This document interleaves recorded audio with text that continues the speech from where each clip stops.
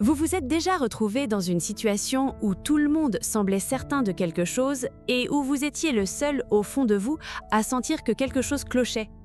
Cette impression que le troupeau fonce droit vers la falaise et que vous êtes le seul à voir le vide approcher. C'est exactement cette étincelle qui allume le brasier de 12 hommes en colère.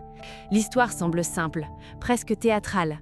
Un jeune homme d'origine modeste est accusé du meurtre de son propre père. Toutes les preuves, tous les témoignages, tout l'accable. L'affaire semble plier, une histoire de 10 minutes.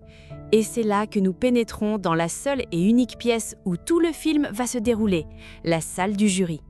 12 hommes, enfermés dans une chaleur infernale à New York, doivent décider à l'unanimité du sort de l'accusé. S'il est coupable, c'est la chaise électrique. Pas de demi-mesure. Le premier vote est un massacre. 11 voix pour la condamnation et une seule pour l'acquittement.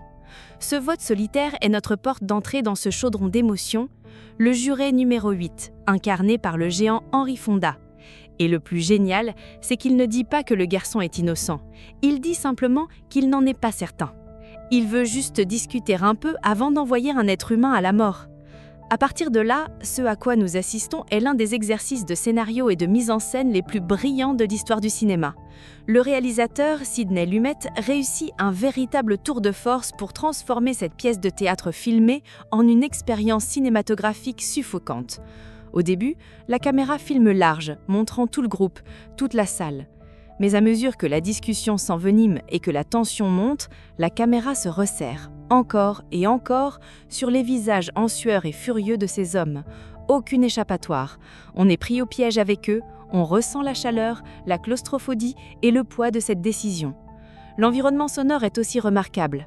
Chaque toux, chaque soupir, le bruit du ventilateur qui fonctionne à peine, tout contribue à construire cette atmosphère lourde, presque insupportable. Mais le cœur du débat, la véritable thèse du film, n'est pas de savoir si l'accusé a tué son père ou non. Le film parle de nous. Il montre que chacun de ces 12 hommes n'est pas une page blanche. Ils entrent dans cette salle en portant le poids de toute leur vie, leurs préjugés, leurs frustrations, leurs blessures. Il y a le juré numéro 3, un homme aigri par la rupture avec son propre fils, qui projette toute sa colère sur l'accusé. Il y a le juré numéro 10, qui distille un racisme abject, convaincu que les gens de cette espèce sont tous les mêmes. Et le juré numéro 7, qui est surtout pressé d'en finir pour ne pas rater son match de baseball. Ce que le juré numéro 8 entreprend est un travail d'orfèvre. Avec calme, logique et une patience d'ange, il déconstruit une par une chaque certitude absolue de l'accusation.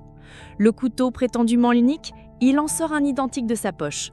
Le témoignage du vieil homme qui aurait entendu le corps tomber, il prouve que l'homme, boiteux, n'aurait jamais pu atteindre sa porte à temps pour voir le garçon s'enfuir. La déposition de la femme qui a vu le crime depuis la fenêtre d'un train en marchant, il remet en question sa capacité à voir clairement sans les lunettes qu'elle porte manifestement. Chaque argument qu'il avance ne prouve pas l'innocence, mais sème la graine du doute. Et c'est ce doute raisonnable qui est le véritable pilier de la justice. 12 hommes en colère est un film sur le courage d'être la voix dissonante, sur l'immense responsabilité qui nous incombe lorsque le destin d'autrui est entre nos mains.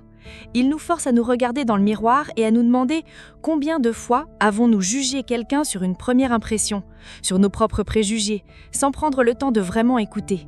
C'est un coup de poing à l'estomac du conformisme, de la précipitation et des idées reçues. Un rappel puissant que la justice n'est pas une machine froide et impersonnelle. Elle est faite d'êtres humains, avec toutes nos failles et nos vertus. Et parfois, pour qu'elle fonctionne, il suffit d'une seule personne, dans une pièce chaude et étouffante, prête à lever la main et à dire « Attendez un peu, si on en parlait ». Quel film, mes amis, quel film !